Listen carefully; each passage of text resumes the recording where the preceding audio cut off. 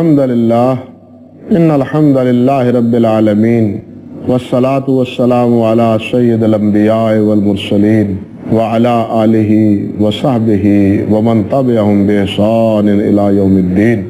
अम्मा बाद।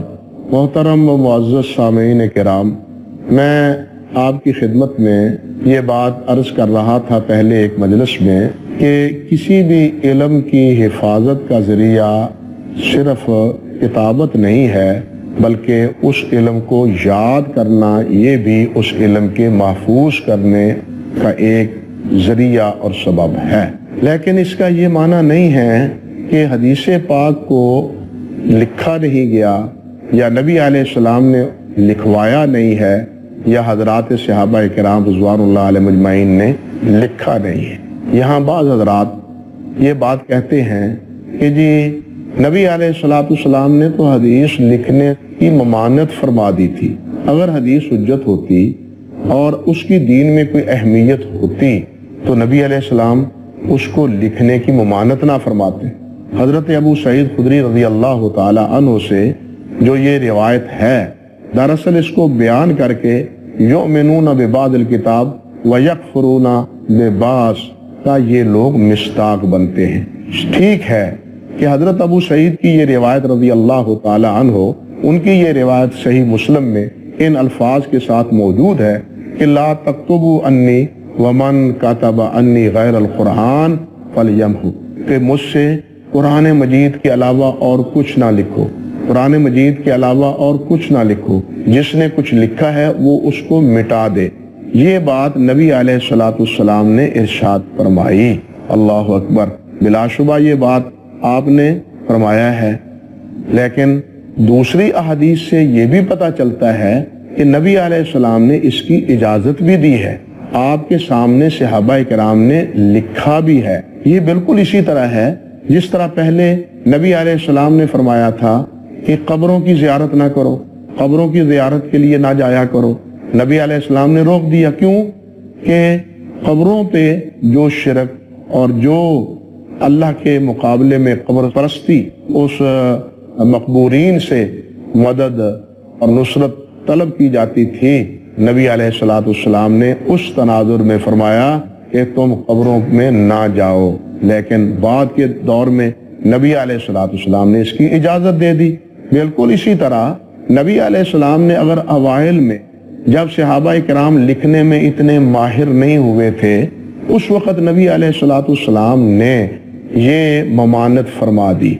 लेकिन इसी हदीस का अगला लफ्ज ये भी है, वहद्दिसू अन्नी, मेरी तरफ से हदीसें आगे बयान करो। सवाल ये पैदा होता है, अगर दीन में हदीस की अहमियत ही कोई नहीं है तो नबी अलैहिस्सलाम ने आगे इसको बयान करने की इजाजत ही क्यों दी, हुक्म ही क्यों दिया?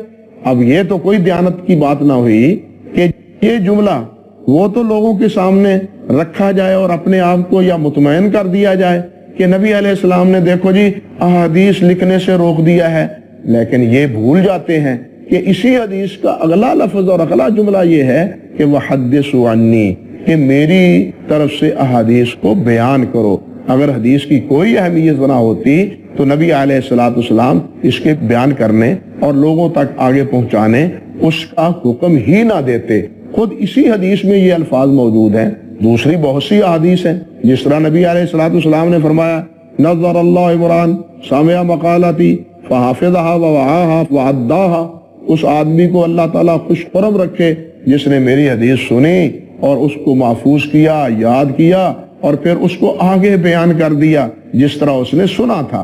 तो इस हदीस में भी नबी अलैहिस्सलाम ने बयान करना अहादीस मुबारका को उसका हुक्म दिया है। और भी बहुत सी अहादीस मुबारका हैं, एक मजलिस में उन अहादीस का मैं जिक्र भी कर चुका हूँ। लेकिन आज जो बात मैं आपसे अर्ज करनी चाहता हूँ वो ये है कि अल्लाह के रसूल सल्लल्लाहु अलैहि वसल्लम ने किताबत की इजाजत दी है। वो जो ममानत है वो एक मरहले तक है, एक अरसा तक है, हमेशा तक नहीं कि नबी अलैहिस्सलाम ने हमेशा के लिए इसको रोक दिया था और सहाबा किराम रिज़वानुल्लाह अलैहिम अजमईन ने इसको लिखा ही नहीं हदीस मुबारका को। ये बिल्कुल बात गलत है।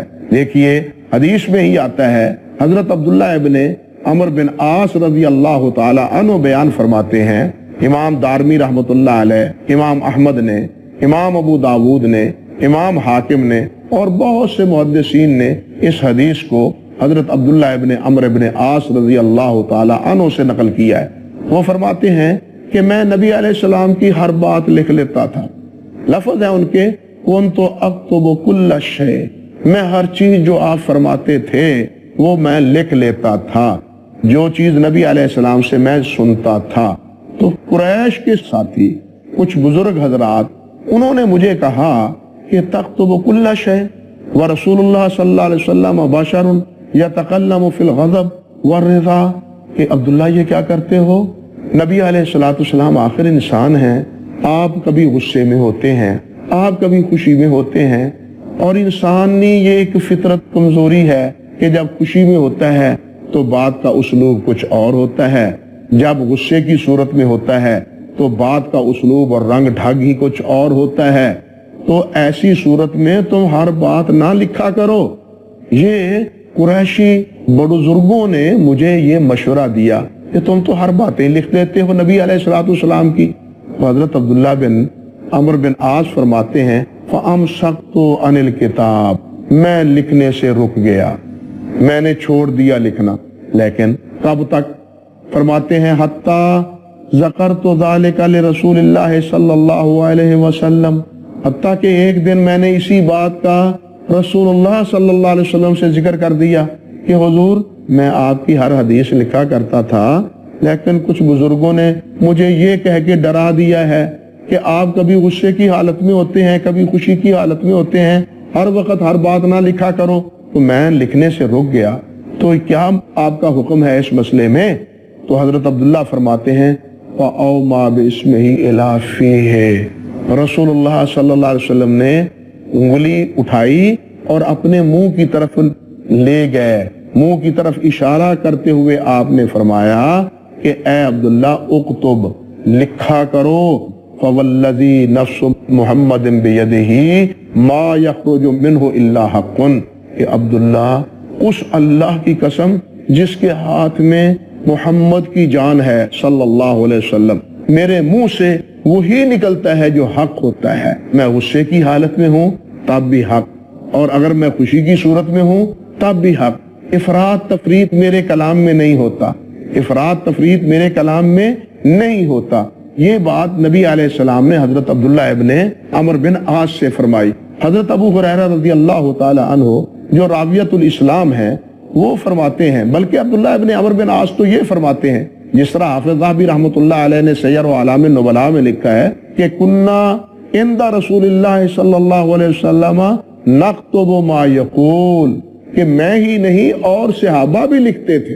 یعنی سیر و اعلام النبلاء میں عبداللہ ابن عمرو بن عاص کا یہ قول بھی مذکور ہے کہ میں ہی نہیں لکھا کرتا تھا اور صحابہ کرام بھی لکھتے تھے۔ حضرت سیدنا ابو ہریرہ رضی اللہ تعالی عنہ جو راویۃ الحدیث کے لقب سے ملقب ہیں کہ بہت سی احادیث مبارکہ کے وہ راوی ہیں، وہ فرمایا کرتے تھے ما من اصحاب النبی صلی اللہ علیہ وسلم اکثر حدیثا عنہ الا ما کان من عبداللہ ابن عمر فإنہ کان یکتب ولا اکتب۔ فرماتے ہیں کہ نبی علیہ السلام کے صحابہ کرام میں سب سے زیادہ احادیث بیان کرنے والے مجھ سے بھی زیادہ وہ کون ہیں؟ عبداللہ ابن عمر ہیں۔ سب سے زیادہ حدیث کا علم ابو ہریرہ فرماتے ہیں رضی اللہ تعالیٰ عنہ، وہ کن کے پاس ہے؟ فرماتے ہیں عبداللہ بن عمر بن عاص کے پاس ہے۔ کیوں ہے؟ فَإِنَّهُ كَانَ يَكْتُبْ وَلَا أَكْتُبْ، کیونکہ عبداللہ بن عمر وہ لکھا کرتے تھے اور میں نہیں لکھا کرتا تھا، میں یاد کیا کرتا تھا، وہ لکھا کرتے تھے۔ یہ شہادت بھی ابو ہریرہ رضی اللہ تعالی عنہ کی گویا موجود ہے کہ نبی علیہ السلام کے سامنے آپ کی موجودگی میں، آپ کے عہد مبارک میں صحابہ کرام رضوان اللہ علیہ مجمعین احادیث مبارکہ لکھا کرتے تھے۔ اسی طرح آپ دیکھیں قبیلہ خدا کا ایک شخص، اس نے قبیلہ بنو لیس کے ایک آدمی کو قتل کر دیا، اور قتل بھی کہاں کیا؟ مکہ مکرمہ میں۔ تو نبی علیہ السلام نے مکہ مکرمہ کی حرمت بیان کرتے ہوئے نبی علیہ الصلوۃ والسلام نے قتل کی مذمت کرتے ہوئے اور قاتل کی مذمت کرتے ہوئے نبی علیہ السلام نے ایک خطبہ ارشاد فرمایا۔ وہاں ایک ساتھی تھے، انہوں نے جب نبی علیہ السلام کا یہ خطبہ سنا تو انہوں نے نبی علیہ السلام سے عرض کیا، حضور یہ جو آپ کی ہدایات ہیں، آپ نے جو باتیں ارشاد فرمائی ہیں، یہ مجھے لکھوا دیں۔ تو نبی علیہ الصلوۃ والسلام نے ارشاد فرمایا، فقال رسول اللہ صلی اللہ علیہ وسلم اکتبوا لأبی شاہ، یہ میں نے جو خطبہ دیا ہے اور قتل کی مذمت، حرم مکہ کا احترام، انسانیت کے احترام کے حوالے سے جتنی باتیں میں نے کہی ہیں وہ ان کو لکھ دو۔ چنانچہ صحابہ کرام نے جو لکھنا جانتے تھے انہوں نے ابو شاہ کو نبی علیہ السلام کا یہ خطبہ لکھ دیا۔ یہ روایت بخاری مسلم میں موجود ہے، دوسری حدیث مبارکہ کی کتابوں میں بھی موجود ہے۔ تو اس حدیث سے بھی پتہ چلتا ہے کہ خود نبی علیہ الصلوۃ والسلام نے اپنے ارشادات کو لکھوایا ہے اور حضرات صحابہ کرام نے آپ کے سامنے لکھا ہے۔ وہ جو لکھنے کی ممانعت تھی وہ پہلے تھی، بعد میں اس کی اجازت آپ نے خود دی اور صحابہ کرام نے لکھا۔ یہاں ہم تھوڑا سا وقفہ لیتے ہیں، وقفے کے بعد دوبارہ آپ کی خدمت میں حاضر ہوں گے اور اس سلسلے کی جو باقی بات ہے وہ انشاءاللہ بعد میں آپ کی خدمت میں عرض کریں گے۔ وآخر دعوانا ان الحمدللہ رب العالمین۔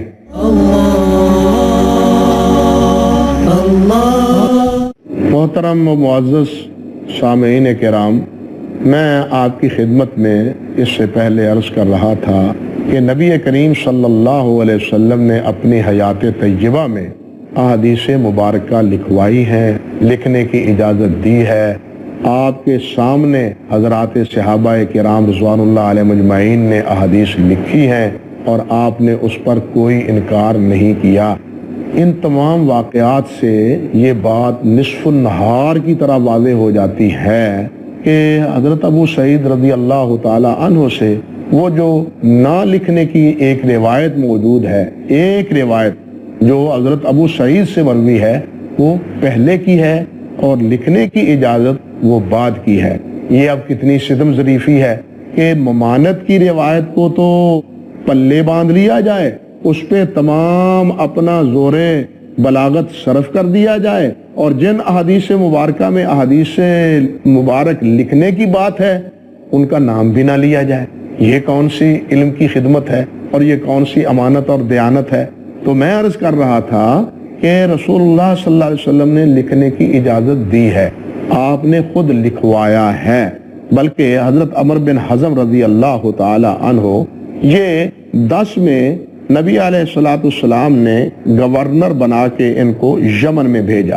اللہ اکبر، 10 ہجری میں آپ نے انتقال سے کچھ ماہ پہلے عمر بن حزم رحمۃ اللہ علیہ کو رضی اللہ تعالی عنہ کو نبی علیہ السلام نے یمن کا گورنر بنا کے بھیجا، اور وہاں انہیں جب گورنر بنا کے بھیجا تو انہیں ایک دستاویز لکھوا کے ساتھ تھما دی، کچھ چیزیں لکھ کے آپ نے انہیں دے دی، اور اس میں کیا تھی؟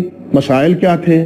قرآن مجید کی تلاوت کے حوالے سے مسائل تھے، نماز کے مسائل تھے، زکوٰۃ کے مسائل تھے، طلاق کے مسائل تھے، عتاق کے مسائل تھے، غلاموں کو آزاد کرنے کے مسائل تھے، اسی طرح قصاص اور دیت کے مسائل تھے، کوئی کسی کو قتل کر دے تو اس کے بدلے میں قتل کیا جائے یا اس سے قاتل سے دیت وصول کی جائے۔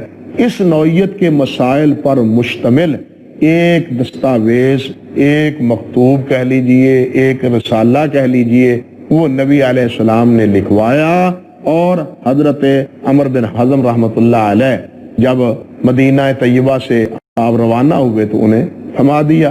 فرماتے ہیں، راوی کا بیان ہے کہ ان رسول اللہ صلی اللہ علیہ وسلم کاتب الی اہل الیمن فیہ الفرائض والسنن والدیات وبعث بہ ما عمر بن حزم، اہل یمن کی طرف نبی علیہ الصلوۃ والسلام نے یہ اپنا مکتوب، یہ اپنا خط مبارک اور یہ اپنا رسالہ جس میں یہ مسائل موجود تھے، فرائض کے متعلقہ، سنن کے متعلقہ، دیات کے متعلقہ، یہ سارے لکھوا کے عمر بن حزم کو دیے، اور ان کو کہاں بھیجا؟ یمن کی طرف۔ اب دیکھیے یہ نبی علیہ الصلوۃ والسلام نے کب بھیجا ہے؟ 10 ہجری میں، یہ گویا اپنے انتقال سے کچھ مہینے پہلے نبی علیہ الصلوۃ والسلام نے یہ دستاویز لکھ کے بھیجی، جس کا ذکر امام مالک رحمۃ اللہ علیہ نے موطا میں بھی کیا ہے، امام نسائی رحمۃ اللہ علیہ نے اپنی سنن میں بھی کیا ہے، اور یہ وہی نوشتہ مبارکہ ہے کہ جسے امام زہری رحمۃ اللہ علیہ نے عمر بن حزم رحمۃ اللہ علیہ کے پوتے ابو بکر سے حاصل کیا۔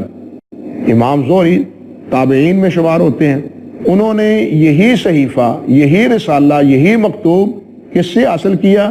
حضرت عمر بن حزم کے پوتے ابو بکر رحمۃ اللہ علیہ سے، اور پھر حضرت اسی رسالے کو حاصل کیا حضرت عمر بن عبد العزیز رحمۃ اللہ علیہ خلیفۃ المسلمین نے، جو خلفائے راشدین میں وہ بھی شمار ہوتے ہیں، اور انہوں نے زکوٰۃ کے مسائل، دیات کے مسائل اسی رسالے سے اخذ کیے۔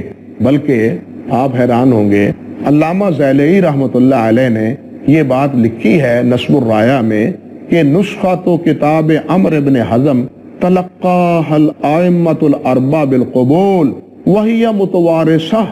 اللہ اکبر کبیرہ۔ فرماتے ہیں کہ یہ نسخہ جو عمر بن حزم رحمۃ اللہ علیہ کا تھا، ائمہ اربعہ یعنی امام شافعی، امام ابو حنیفہ، امام مالک، امام احمد بن حنبل، ان ائمہ اربعہ رحمہم اللہ کے نزدیک یہ کیا ہے؟ شرف قبولیت پا چکا ہے۔ وہ بھی ان مسائل میں کس سے رجوع کرتے ہیں، کس طرف رجوع کرتے ہیں، کس سے یہ مسئلہ لیتے ہیں؟ عمر بن حزم رحمۃ اللہ علیہ کے اسی رسالے کی طرف جو نبی علیہ السلام نے انہیں لکھوا کے دیا تھا۔ اللہ اکبر۔ اور کہتے ہیں کہ یہ متوارثاً یعنی ان کے بیٹے پوتوں میں، یہ توارثاً ان کے آل اولاد میں یہ مکتوب اور یہ رسالہ موجود تھا۔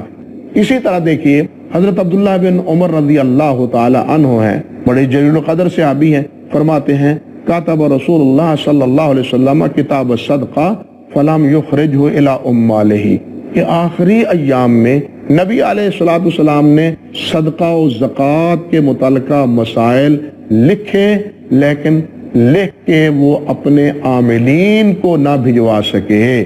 فقارنہ بسیفہ، نبی علیہ السلام نے وہ لکھوا کے اپنی تلوار کے ساتھ لٹکوا دیے۔ اتنی نوبت یا اتنی فرصت نہ ملی کہ وہ اپنے عاملین کو جو مختلف علاقوں میں آپ نے بھیجے تھے ان کی طرف انہیں بھجوا دیں، یہ نہ ہو سکا۔ لیکن بعد میں پھر جب آپ کا انتقال ہو گیا تو عبداللہ بن عمر فرماتے ہیں رضی اللہ تعالی عنہ فعمل به ابو بکر حتی قبض ثم عمل به عمر حتی قبض ثم عمل به عثمان، کہ اسی مکتوب کو جو صدقہ اور خیرات کے بارے میں نبی علیہ السلام نے لکھا تھا اور آپ کی تلوار کے ساتھ وہ معلق تھا، اسی پر عمل کیا ہے صدقہ و خیرات کے بارے میں کس نے؟ حضرت ابو بکر صدیق نے، اور حضرت ابو بکر صدیق کے بعد عمر فاروق نے، پھر عثمان غنی نے رضوان اللہ علیہ مجمعین۔ تو عرض کرنے کا مقصد یہ تھا کہ نبی علیہ السلام کے دور میں احادیث لکھی گئی ہیں۔ یہ عبداللہ بن عمر رضی اللہ تعالیٰ عنہ کی روایت یہ بتلاتی ہے کہ نبی علیہ السلام نے خود اپنی ہدایات یا اپنے دین کی باتیں وہ لکھوائی ہیں، بلکہ حضرت ابو بکر صدیق رضی اللہ تعالیٰ عنہ نے یہی کتاب، یہی رسالہ اپنے دور خلافت میں جب حضرت انس رضی اللہ تعالیٰ عنہ کو یمن بھیجا تھا تو یہی مکتوب حضرت ابو بکر صدیق نے لکھوا کے، اس کی نقل لکھوا کے حضرت انس رضی اللہ تعالیٰ عنہ کو یمن میں بھیجی تھی، جس طرح کے صحیح بخاری میں بھی موجود ہے اور دوسرے کتب احادیث میں ابو داود میں بھی اس کی تفصیل موجود ہے۔ بلکہ اسی طرح دیکھیے رسول اللہ صلی اللہ علیہ وسلم نے صلح حدیبیہ کے بعد، یعنی 6 میں صلح حدیبیہ ہوئی ہے، صلح حدیبیہ کے بعد دعوت و تبلیغ کا جب موقع آپ کو ملا ہے تو آپ نے مختلف حکمرانوں کو، بادشاہوں کو، فرما رواؤں کو دعوت و تبلیغ پر مشتمل خطوط بھیجے ہیں۔ یہ ایک ایسی بین حقیقت ہے کہ نبی علیہ السلام نے لکھوائے ہیں وہ مکتوب، اس میں کیا تھا؟ دین ہی کی دعوت تھی نا۔ تو یہ نبی علیہ السلام کے مکتوبات یہ بھی اس بات کی واضح دلیل ہیں کہ نبی علیہ السلام کے دور میں ہی نہیں بلکہ خود آپ نے اپنے ارشادات لکھوائے ہیں، اپنے مقاصد کو اوراق میں منتقل کروایا ہے۔ بلکہ یہ بات تو صحیح بخاری اور دوسری حدیث کی اور تاریخ کی سب کتابوں میں موجود ہے کہ نبی علیہ الصلوۃ والسلام مرض الموت میں مبتلا تھے، آخری ایام تھا، تکلیف تھی بڑی۔ اللہ اکبر۔ حضرت عائشہ رضی اللہ تعالی عنہا فرماتی ہیں کہ اب کو اتنی تکلیف تھی کہ آپ کی تکلیف کو دیکھ کر مجھے کسی اور کی مرض الموت کی تکلیف بھول جاتی ہے۔ نبی علیہ الصلوۃ والسلام بار بار چہرہ مبارک تمازت گرم ہوتا، اتنا بخار کہ جس طرح دو آدمیوں کو بخار چڑھتا ہے۔ حضرت عائشہ فرماتی ہیں میں نے نبی علیہ السلام سے عرض کیا حضور آپ کو تو اتنا بخار چڑھا ہوا ہے جیسے کہ دو آدمیوں کا بخار ہے، ڈبل بخار۔ تو نبی علیہ السلام نے فرمایا عائشہ اجر بھی تو اللہ مجھ کو ڈبل ہی دے گا نا، اگر اللہ تعالیٰ اجر بھی مجھ کو ڈبل ہی عطا فرمائے گا۔